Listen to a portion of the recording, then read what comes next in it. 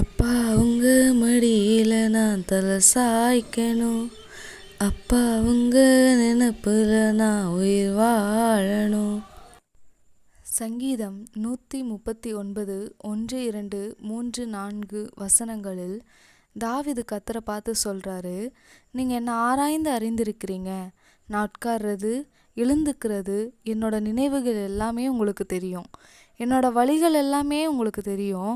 என் நாவில் ஒரு சொல் வர்றதுக்கு முன்னே அதை அறிந்திருக்கிறீங்க என்று சொல்லிட்டு, அதே அதிகாரம் 23 24 வசனங்களில் தேவனே என்னை ஆராய்ந்து என் இருதயத்தை அறிந்து கொள்ளும்.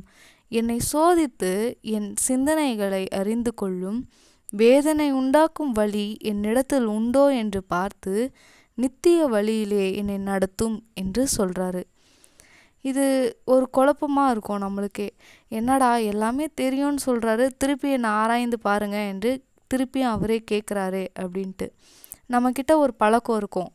வீடு லாக் பண்ணிவிட்டு நம்ம சரியாக லாக் பண்ணிட்டோமான்ட்டு திருப்பி ஒரு வாட்டி செக் பண்ணுவோம். கேஸ் ஆஃப் பண்ணிட்டோமா திருப்பி ஒரு செக் பண்ணுவோம்.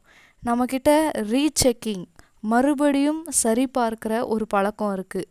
அதே போல தான் தாவீது தன்னை சோதித்து பார்க்கும்படி தேவனை மறுபடியும் வேண்டிக் கொள்கிறார். என்னை பற்றி எல்லாமே உங்களுக்கு தெரியும், ஆனாலும் ஒரு வாட்டி என்னை ரீசெக் பண்ணுங்க. அப்போது என்கிட்ட இருக்க வேதனை தரக்கூடிய செயல்களை எடுத்து நித்திய வழியில் நடத்த கேட்கிறாரு. நாமும் நம் வாழ்வை தேவனிடம் ரீசெக், மறுபடியும் சரிபார்க்க கேட்போம். அவர் ஒருவரால் மட்டுமே நம்மை முழுமையாக புரிந்து கொள்ள முடியும்.